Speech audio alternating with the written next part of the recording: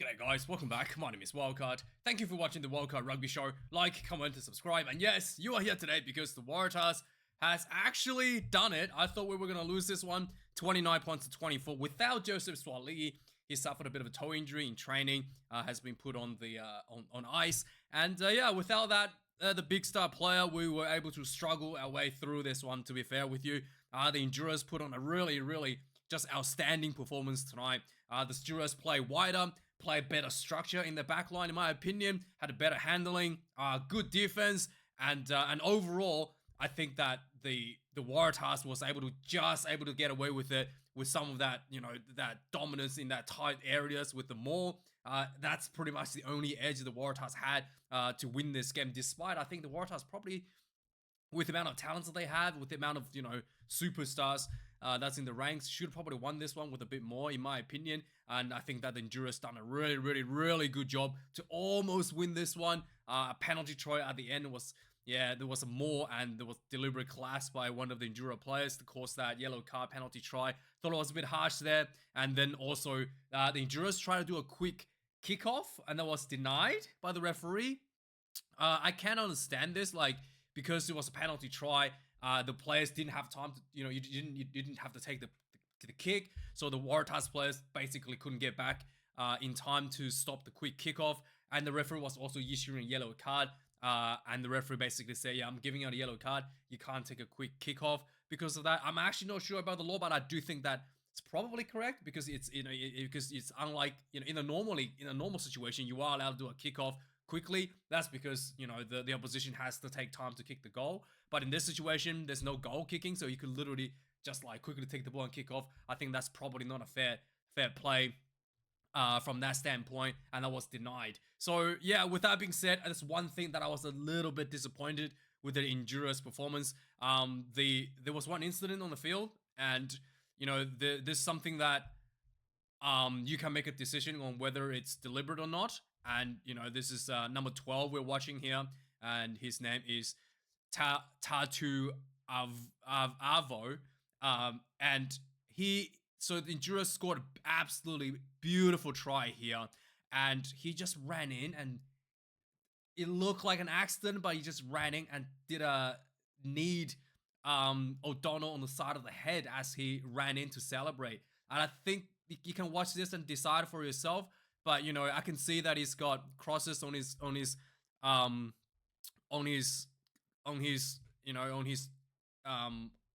socks, and he's, obviously only him and God would know the truth whether he did it deliberate or not. But yeah, you have a look and let me know your thoughts on this. And I think it's a little bit.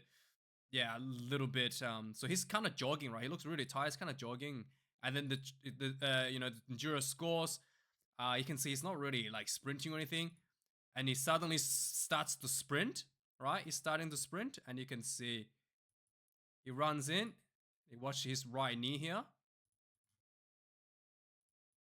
He kicks number 13, O'Donnell on the side of the head, right?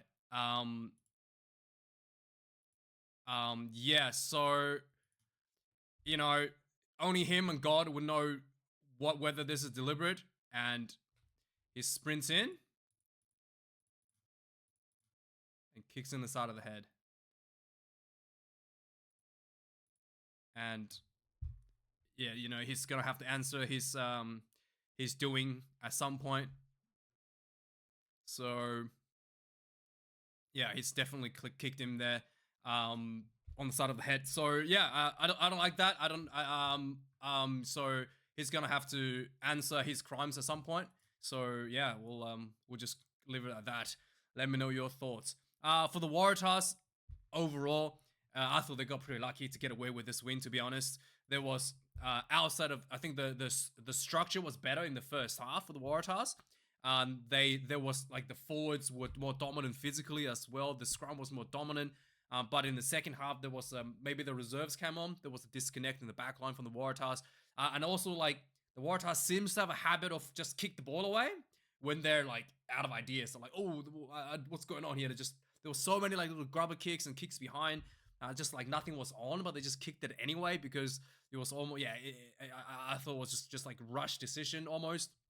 So I wasn't too Yeah, and that kind of like speaks to me because the backline is disorganized and you're resulting in not really sure what you're meant to be doing, thus leading into this sort of kicking options that was probably like, as something that you're supposed to do once in a game, but they were just doing it probably a bit more than that was strategically like allowed. And there were times where you were like four people could have, yeah, there was two, three, four people there, and the winger got the ball. He could just pass back in field and potentially led into a try, and then they just kicked the ball down the field for a bit of a foot race.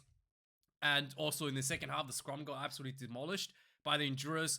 Once Tupou and Angus Bell came off, the scrum dominance just completely evaporated as well. The one good thing is the Waratahs was able to consistently get that structure in the line out and the maul to get themselves across the line, which was really, really, really good. But outside of the maul, especially in the second half, the Waratahs wasn't able to really find anything. There was still really large amounts of missed tackle left and right, and yeah, it still it definitely still has a lot to improve for the Tars. But without Swali'i, the attack does look a little bit, to be honest. Maybe that's why it does look a little bit disconnected for the Waratahs in the backline. So let's have a look at the match stats of the game. 4 tries apiece, 339 run meters to 417 for the Endurers.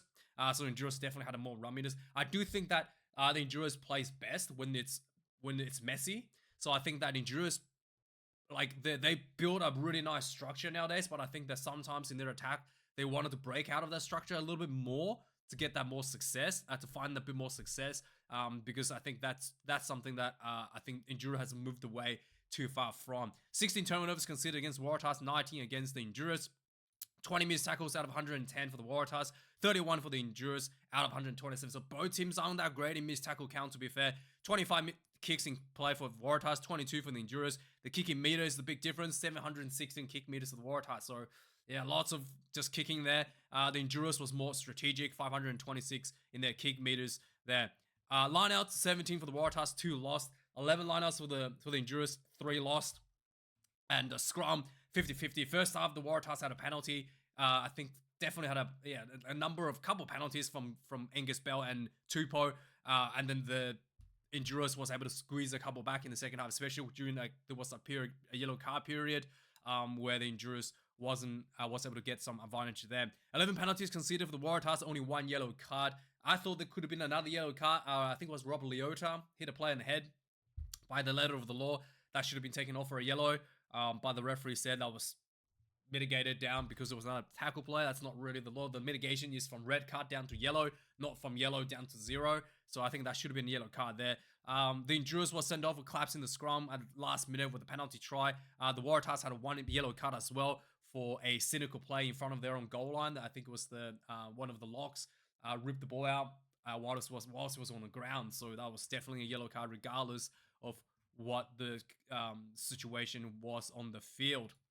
So let's have a look at the point summary for the game. It took about 10 minutes for the Enduro to actually score first. The Waratahs had a bit of a mistake on the ground. The Tupou tried to pop the ball off the ground, and it was kind of like scooped up by, I think it was Nasila Silla that scooped this one up, and then he linked up nice offload to Longa Nimasi, who ran down the sideline for the first try, 7 points to 0.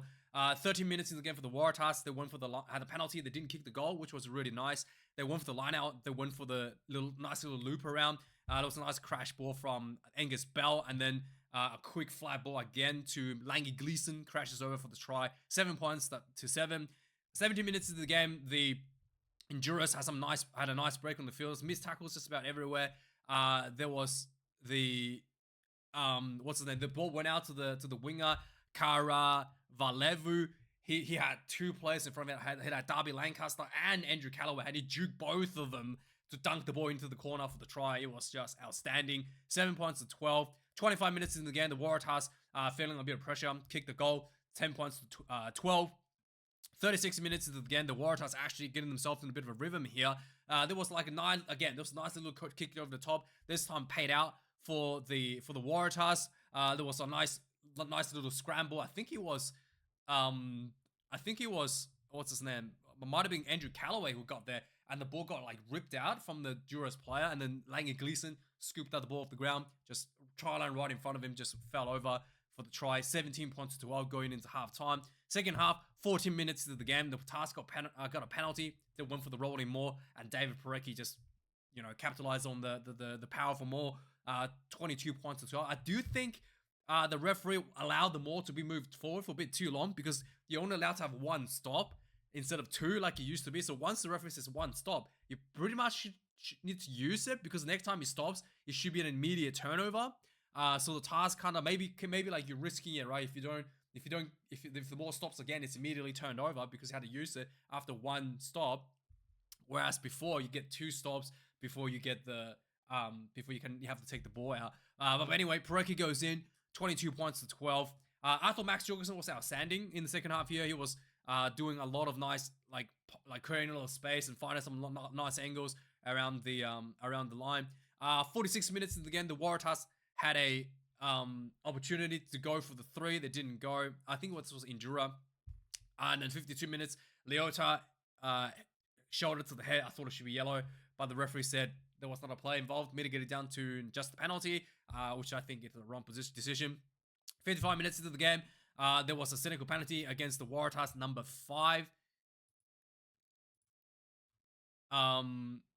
Amatoseru got sent off for a cynical penalty, running from the try line. He like scooped the ball, ripped the ball out whilst his knees were on the ground.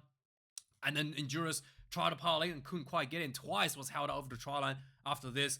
Finally, 59 minutes into the game, Endurus threw the ball over the top, as you saw here in this highlight.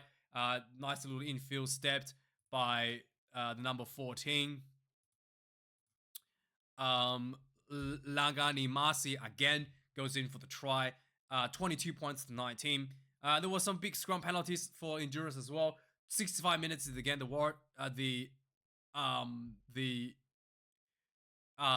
what's his name? The Endurance had a penalty for themselves. They went for the line out. They went for the more. They were only 3 points behind, but they backed themselves, which was really well done. And then just crash ball. Eventually with power, Dolo Koto rammed himself through. 22 points to 24. The conversion hit the post from Armstrong Ravula. So 22 points to 24. Waratahs only leading by only down by 2. And then the 75 minutes of the game, Waratahs had another line out right in front of the Fijian try line. There was a nice little maul. The maul was pulled down just before the try line. Salawa was yellow carded, was sent off, and then it was penalty try, and that was pretty much a heartbreaker for the Endurance. 79 minutes into the game, Endurance looked like they had a one last shot at getting a try or a penalty to win. To go for a penalty, and then they couldn't quite do it. The ball was knocked on moments later for Waratahs to end the game. 29 points to 24. So yeah, let me know your thoughts about this game, guys. I think the Endurance definitely looking really good this year. The amount of talent that's been on display on the field. Unlike last year, the Endurance was too structured. I think this year they've definitely broken out that structure a little bit more adventurous in that. But I think they still needs to, again, I think some of the kicking game needs to have rethink about for the Endurance, Waratahs as well. And overall, I thought this was a pretty entertaining game. Let me know your thoughts. Thanks for watching, guys. Like, comment, subscribe, and I'll see you guys later for the Six Nations preview. And then the Six Nations review tomorrow night. Thanks for watching. Cheers.